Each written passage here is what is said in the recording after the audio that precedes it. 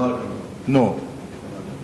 Now, and you were saying, in other words, an American would be a criminal because America and the imperialist body... Yes.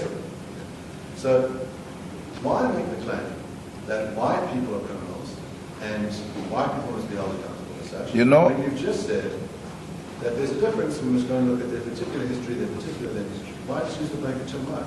You know, I've litigated with AfriForum and Roots before, and they've never brought someone so weak as you. I think they've done the worst disservice to themselves. Let me tell you, every time we say white settlers, white people, white settlers in South Africa, it is in that context. So why would an American who came yesterday, my lord, be a settler? We're talking here about white settlers. Why would a Russian who came yesterday be a settler? You understand very well the context within which we say all white people are racist. It is in relation to the struggle of liberation in South Africa against apartheid system that benefited all white people. So who is a white settler? All those who came here to come and conquer South Africa and take the land from our people are white settlers. When? From since 1652. Up until when? Up until we took our freedom, political freedom in 1994. So let's just get that sense. In other words, anyone who is white, who is either born in South Africa after 1994 or who arrived after 1994 is not... Who? Anyone who is white, who arrived in South Africa after 1994, are they a white settler?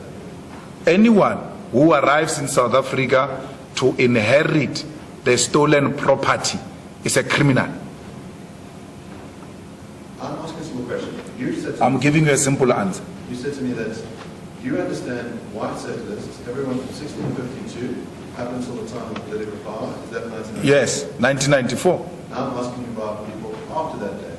Those who inherit the property stolen from us are criminals. So if you come from America with an intention to come and inherit a stolen property, you are a criminal. I'll ask you one final question. Yeah. If it was the case that just one person was going to be influenced to murder someone after hearing the chant, kill the farmer, kill the worker. So hypothetical case. If someone was to be influenced in that way, would that be a reason for you not to sing the song? No, not at all. Anyone who engages in the killing of anyone because of my chant will not be influenced by my chant. That person will be driven by criminal mentality. It's an act of crime because my chant is not a command. It's exactly what it is. If I were to give that command, I will give it openly, unashamedly, without hiding my face. So there is no anyone who claims that he got a command through a song. That person will be acting out of their own sheer criminality and not because they've got a political motive. A system has to be something that we have designed collectively and said, this is how we're going to move in getting rid of white people. But individual actions that borders on criminality can never be construed to be a policy of the EFF or that of the South African government. Two questions. First, as you said, what we need is a system in place to get rid of white people. Is that right? Yes.